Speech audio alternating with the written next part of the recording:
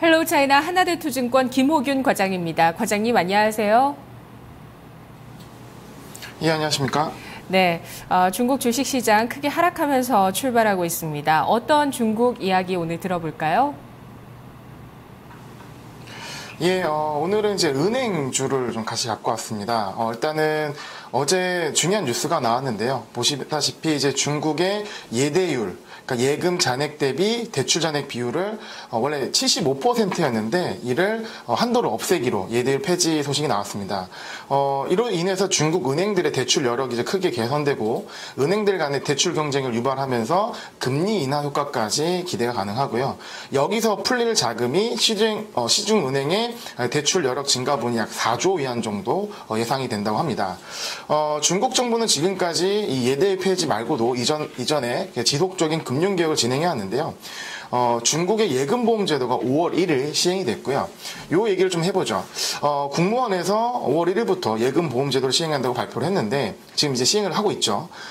은행 파산 시 1인당 최대 50만 위안까지 배상을 한다는 것이고 이거는 약 99.63% 예금자의 거의 모든 예금보험 대상이 해당되는 겁니다. 그리고 전체 은행 강제 적용이 되죠. 이러한 이제 예금보험제도는 시장금리 자율화를 추진하는 과정에서 이제 금융기관의 파산을 이제 용인할 수 있다라는 의미이기도 합니다. 그래서 최근 몇 년간 이제 중소형 은행들이 지속적으로 성장을 했고 향후 이제 민영은행 등이 등장하면 은행의 리스크가 상당히 노출될 것이 예상되기 때문에 이를 대비한 견고한 금융 안정망을 구축할 필요성이 증가했기 때문에 이런 예금보험제도 시행을 했다라는 거 이해하시면 좋을 것 같고요.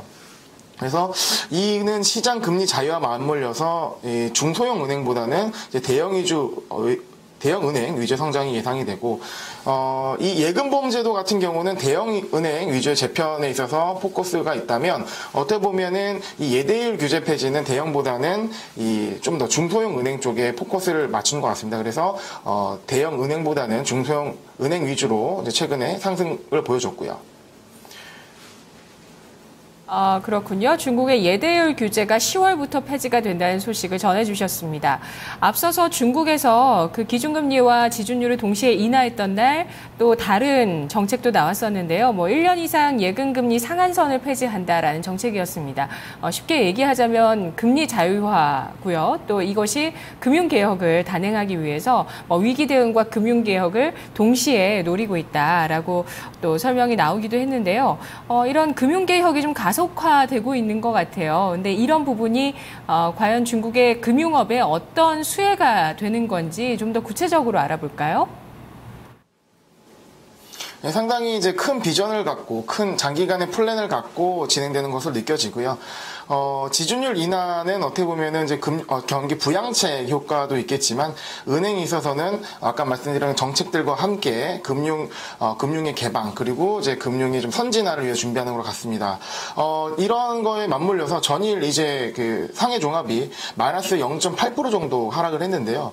오히려 은행주, 금융주 위주의 A50 종목은 2% 상승을 했고 상대적으로 A380 블루칩 위주의 A380 종목들은 마이너스 3% 하락을 하는 상당히 상반된 모습을 보여줬던 어제 하루였습니다.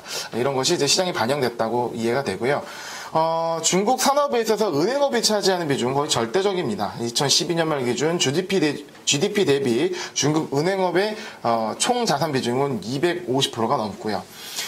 중국의 국유은행인 공상, 건설, 농업, 교통은행이 있는데 이 4개 은행이 더 뱅커가 선정한 100대 글로벌 은행 상위 10위권에 다 포함이 되는 상황입니다. 특히 이제 건설은행, 오늘 말씀드린 건설은행은 지난주 포브스가 발표한 세계 100대 기업 순위에서 공상은행에 이어서 2위를 차지하는 굉장히 큰 기업이라고 할 수 있겠죠. 은행이라고 할 수 있겠죠. 예, 그리고 중국 은행업계 수익 구조를 한번 살펴보겠습니다. 중국 은행업계는 정부로부터 일정한 예대금리를 보장받기 때문에 이자 수입 비중이 절대적이라고 할 수 있겠고요. 향후 이제 금리 자율화 개혁이 이뤄지고 있는데 이러한 상황에 있어서 이자 수입 비중이 이제 감소하고 좀 더 수익이 다변화되는 과정을 겪을 것이다라는 것이 예상이 됩니다. 표를 하나 준비했는데요. 중국의 10대 상업은행입니다. 그래서 1위는 공상은행을 차지하고 있고요. 2위가 바로 이제 건설은행. 입니다. 그리고 농업은행, 중국은행, 교통은행 이렇게 크게 5개 은행이 주요 이제 5대 은행이 되겠습니다. 이 건설은행 같은 경우는 이제 총 자산은 14조 위안 정도 되고요. 영업이익은 2,502억 위안, ROE는 한 22% 정도 되고, 주주 구성이 중앙해금공사 즉 57%로 국유기업이라고 이해하시면 됩니다. 테마섹도 7.2% 들어가 있고요. 네. 자, 일단 이 중국 주식시장이 3,000선에 복귀하는 과정에서 중국에서 나왔던 뭐 지준율이나 금리 인하 이후에 또 3,000선을 회복한 거고요. 현재도 또 크게 하긴 하지만 3,100선을 유지하고 있습니다. 이런 가운데 이 레벨대에서 현재 급락한 이후에 반등을 주고 있는 과정에서 은행주가 두각을 나타내고 있다는 점 어제 확인을 하셨고요. 향후에 은행주가 좀 더 부각될 수 있는 가능성에 대해서 또 설명을 해주시면서 오늘은 특히 건설은행에 대해서 설명을 해주시는데요. 어떤 기업인지 소개 들어보겠습니다. 예, 건설은행에 대해서 좀 더 자세히 살펴보도록 하겠습니다. 60년 역사의 은행이고요. 1954년 10월 1일 창립된 건설은행은 이제 개혁개방 이전인 54년부터 78년까지 20년간 국가 인프라 투자 사업 및 기업 자금 지원, 금융 업무를 담당을 했습니다.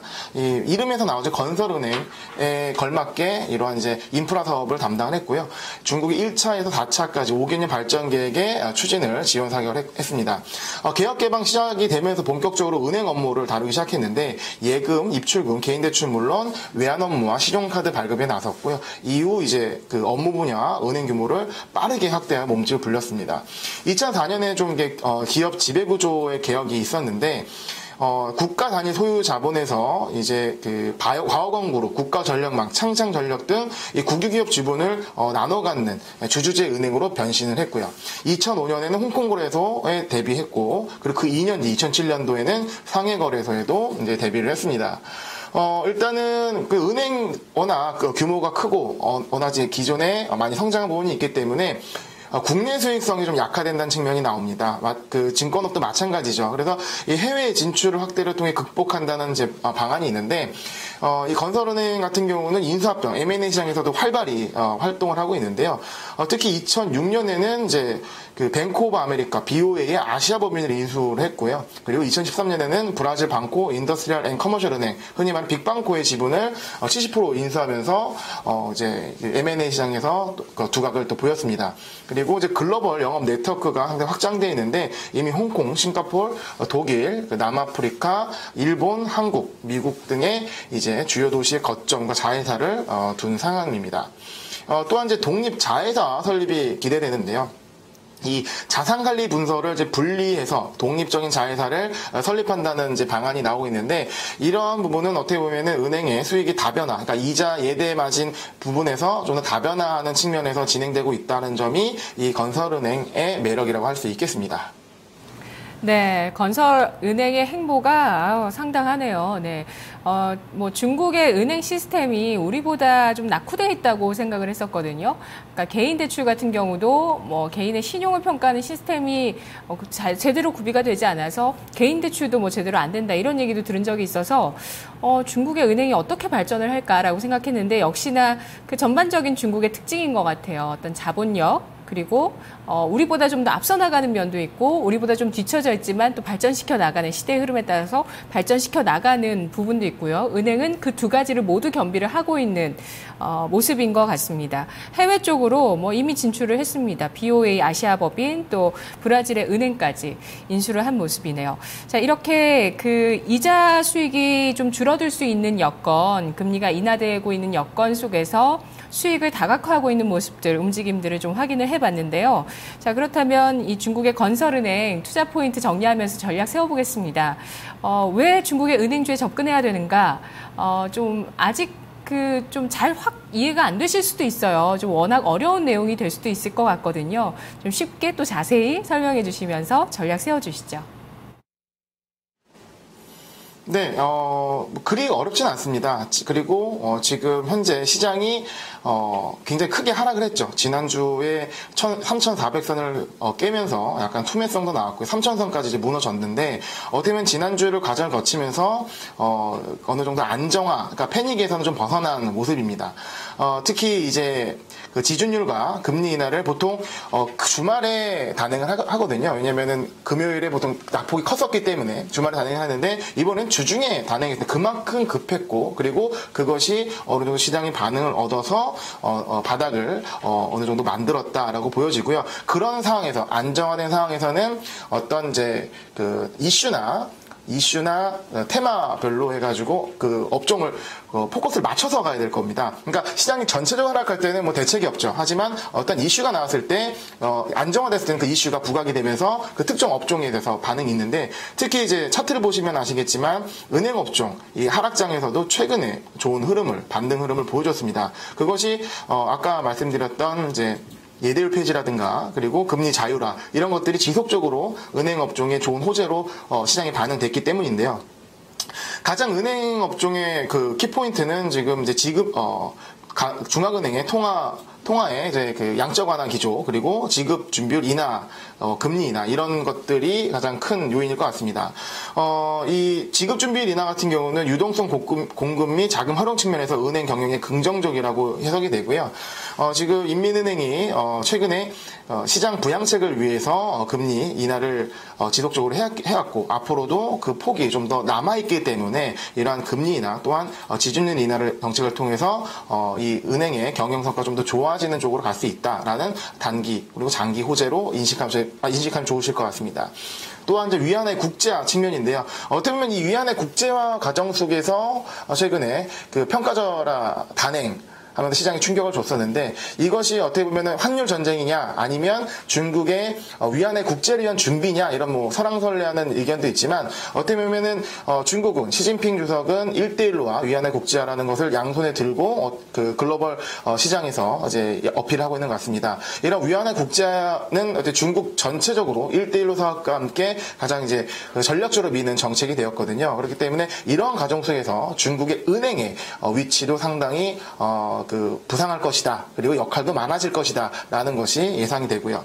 세 번째는 이제 종합형 은행으로 발전되는 부분인데, 일단은 감독기관이 이제 뭐 은행이 뭐 증권업에 진출한다거나 이런 부분에 대해 있어서, 좀 적극적으로, 방안을 연구하고 있기 때문에 향후 이제 전체 은행 섹터에 대해서 장기적인 이 밸류에이션을 견인할 거다라는 예상이 됩니다. 이 한 세 가지 정도 포인트로, 이 전체 은행 산업, 그리고 이 은행 산업 중에서도, 중국 2위의 중국 건설은행이 매력적이다 하는 부분을 말씀드리고 싶고요. 아까 말씀드렸던 것처럼 해외 진출적인 부분 그리고 자회사 자산 운용의 자회사의 독립 부분들이 이 기업을 좀 더 부각시킨다라고 할 수 있겠습니다.